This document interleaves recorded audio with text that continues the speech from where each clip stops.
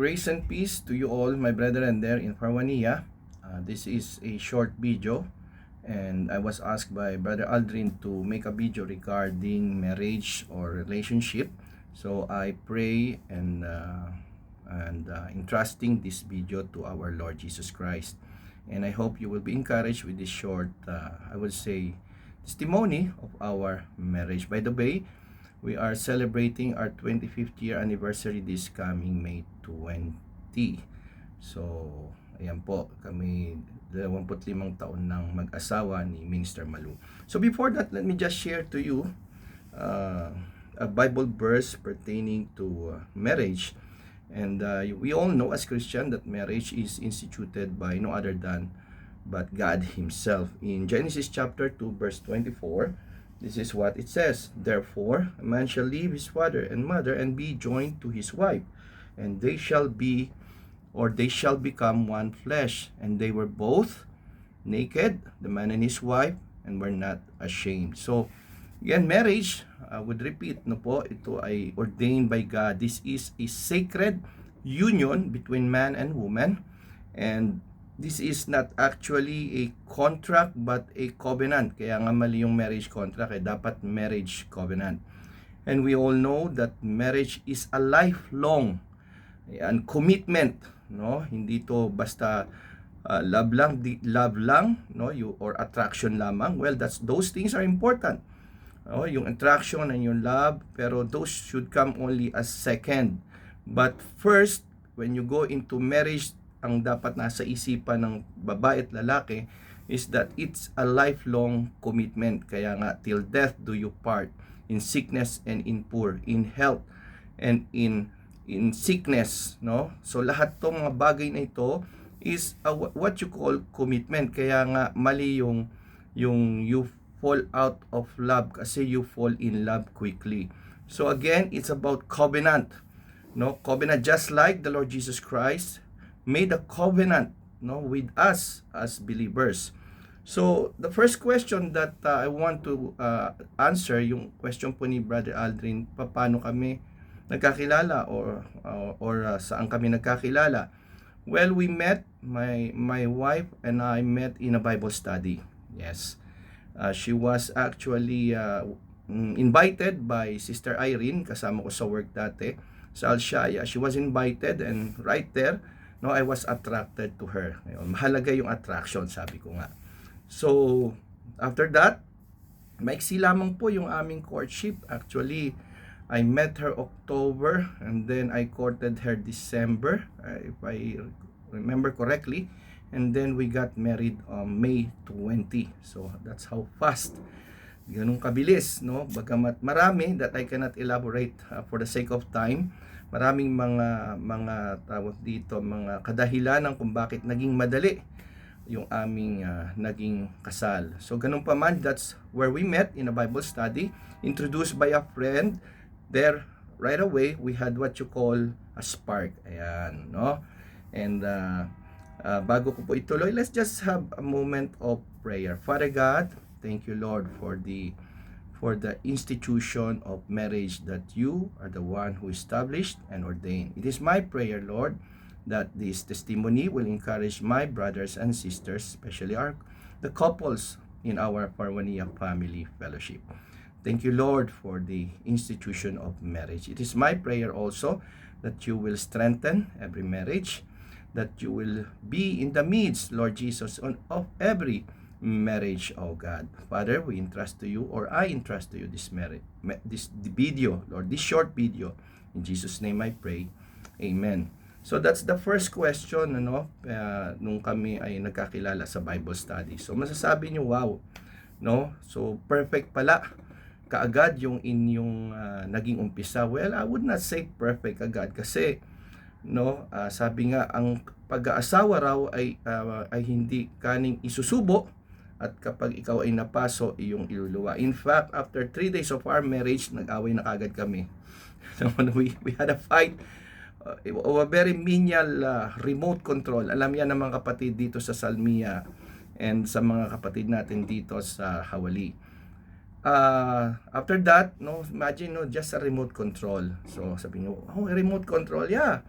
You will fight with many menial things. And don't think that the first year of marriage is the sweetest of all. No. It is the hardest, in fact. Why? Because you have to get to know each other. You have to adjust with your behaviors and character. Pero ganun pa man, no, napatatag yung aming pagsasama, hindi dahil sabi ko nga, hindi lang yung pag-ibig, hindi lang yung attraction eh. Pero ang talagang nagpatatag sa amin ay nung nag-umpisa kaming maglingkod pareho ng aking asawa, si Minister Malu, sa Panginoon. When we committed our life to the Lord Jesus Christ, no, doon unti-unting pinatatag ng Panginoon yung aming pagsasama. So, what is the secret? Actually, the secret is about being transparent with each other, yung pong walang sekreto, no? And nagkaroon kami ng covenant ng aking asawa na that nothing or no one will come between our marriage. So it means not family, okay, nor friends, ayan, nor money. Kaya po, kasi alam nyo po, this is the secret of a lasting marriage. And that's a secret actually, you know this. If you have been through BHR, right? Yung lahat ng biblical mandate, biblical admonishment ng nila Apostle Paul and Peter about in Ephesians, in Colossians, even our series today, yung husbands, love your wife, wives submit to your husband, children, obey your parents, honor them, no? So lahat yung bagay na yan, pagka sinusunod natin ang Panginoon, inaayos niya, no? We do not rely on our own flesh because this flesh is always selfish. Kaya ang marriage is about giving up, no? When we say yes to our wife, ganun din yung wife, when you say yes to your husband, nung sa inyong kasal, you say no to everything else. Kaya nga po, talagang ito ang hindi nauunawaan ng maraming mga mag-asawa or mag-aasawa, no?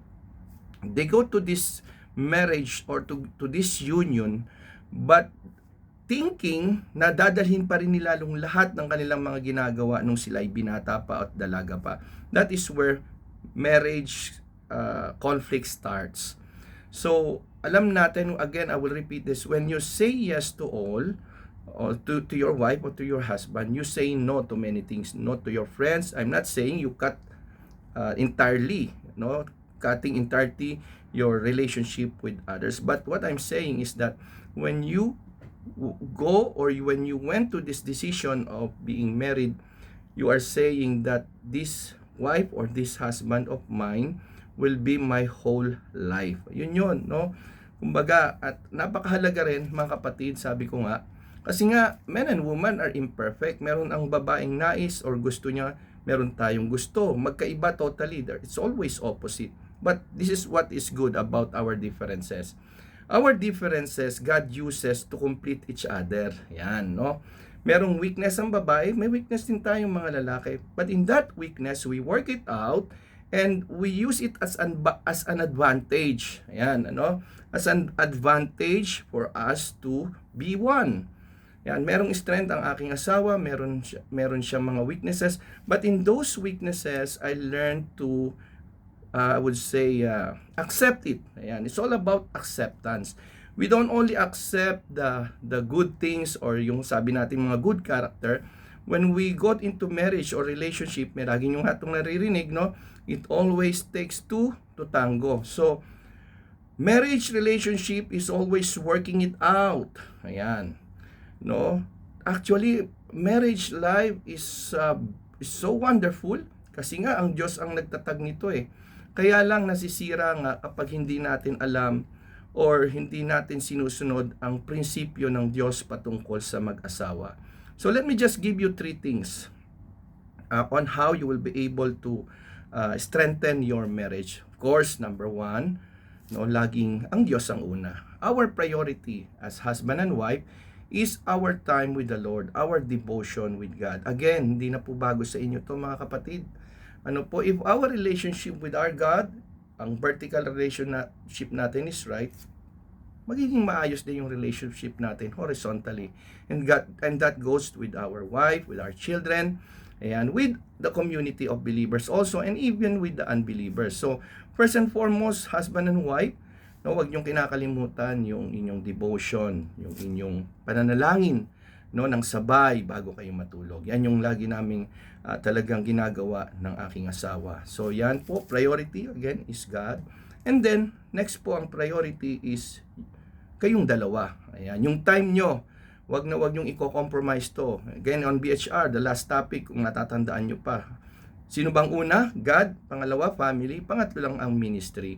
Never compromise your time in ministry. You have to learn how to balance it. No? Sabi ko nga, hindi ko sinasabing iwasan nyo na yung lang inyong mga kaibigan dati. How can you win them to Christ?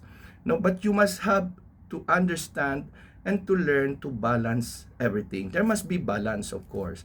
At sabi ko nga, pag unang Diyos, inaayos niya ang lahat ng bagay. At then again, kasi nga po, marami tayo pa rin mga tinatawag na decisions on our own that we do not consult with our God. Ano pa po? Pangalawa kong masasabi siguro is communication. This is very important in every marriage. Communication. Be transparent with regards to family. Of course, tayo po, may mga pamilya tayong sinusuportahan. Ayan, that's why we are here. Actually, that's the first. Dito na lang, marami sa inyo, katulad ko, dito na ako nakapag-asawa. Pero ang unang purpose why we are here to support our family. Yan, So, when you went or kayo yung nagkasundong maging mag-asawa, dapat po open kayo sa lahat ng bagay. Ayan. Open kayo kung sino inyong sisuportahan. But then again, magkaroon kayo ng tinatawag na boundaries. Ayan, kami mag-asawa, we never fight about money. I'm not saying na lagi kaming meron, pero praise and thanks God, it's sufficient. Pero ang secret is that we learn, we learn na kung saan nag-uusap kami, ito yung ating gagawin, ito yung pinapadalhan ng aking asawa, ito yung pinapadalhan ko. My mom is living with me. Okay, she's a widow. I would say, not widow, sorry, buhay pa ang tatay ko.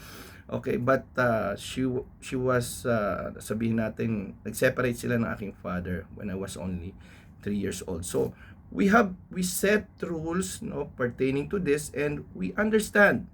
Again, sabi ko nga, dapat transparent tayo, especially when managing our finances. Yan din po ang nagiging cause ng maraming away sa mag-asawa. Then children, okay? Ang mga anak natin, mahal natin yan. Okay, but wife, your first sabihin nating focus should be the husband, and vice versa. Of course, we love our children. So, itong mga bagay na ito, actually, hindi na po ito bago sa atin. Hindi na bago sa inyo yan. You've been through building healthy relationship. Napakahalaga po na i-build natin yung ating relationship. Pangatlo, it's about forgiveness. Yan, sa mga mag-asawa, 3 bagay lagi ang huwag niyong aalisin. Forgive, forgive, forgive. Ayan, kasi nga, again, habang nagiging matagal tayo mag-asawa, may mga bagay pa rin tayo na kung saan natutuklasan sa ating mga, I would say, better half. You would call it better half. Marami pa rin tayong natutuklasan na hindi magandang ugali. Minsan lumalabas. Pero ganun pa man, sabi ko nga, we must learn to love even doon sa mga bagay na hindi natin gusto. Kasi tutusin tayo rin naman. So, I would say, yan yung pinaka-main thing. Put God first in everything. Okay? Make time for each other. Talagang yung inyong bonding, hindi niyo yan nakakalimutan as husband and wife. You have to take time to date. Yan, huwag niyo kinakalimutan yan na lumabas, hindi laging bata lang. Make time sa mga mag-asawang narito ang kanilang mga anak. Doon naman sa wala, nasa Pilipinas, then the more that you must have time with each other. Hindi lang laging nasa ministry. Mahalaga po, ang ministry. God has called us to place us in ministry. Kami po mag-asawa, we've been in this ministry for the last 20 years, and we enjoy doing both or together, kasi nauunawaan ng aking asawa yung calling na binigay sa akin ng Panginoon. At the same thing, napakaganda sa mga couple natin dito sa ating iglesia na bawat isa or both husband and wife is serving the Lord. Now, alam nyo ito, there's no such thing as perfect relationship or perfect marriage. Ayan, that's why we ask God for wisdom daily. Husband, in every decision that you're going to make, dapat kasama ang wife dyan. Hindi lahat nagtatagumpay ng plano, pero pag pinagkakasunduan nyo, pag hindi po nagiging patagumpay, wala pong tinatawag na blaming game. Ayan po. Marami pa po, pero yun lang po yung gusto kong i-share. Amen? So, I pray and hope po na kahit papaano, no, hindi naman po na ito bago sa inyo, ay nakatulong para mapatatag pa ang inyong relasyon sa bawat isa, mag-asawang lalaki at babae, gayon din naman sa community, sa iglesia, no? At higit sa lahat, sa ating bawat family, maging blessing po tayo as couples. Amen? So, yun lang po. Let me pray for you. Heavenly Father, we thank you and praise you, O God, sapagkat ikaw nagbuklod sa amin. Dalangin ko po, Panginoon, patuloy mong patatagin ang pagsasama ng bawat mag-asawa sa aming pong iglesia, sa Parwania family.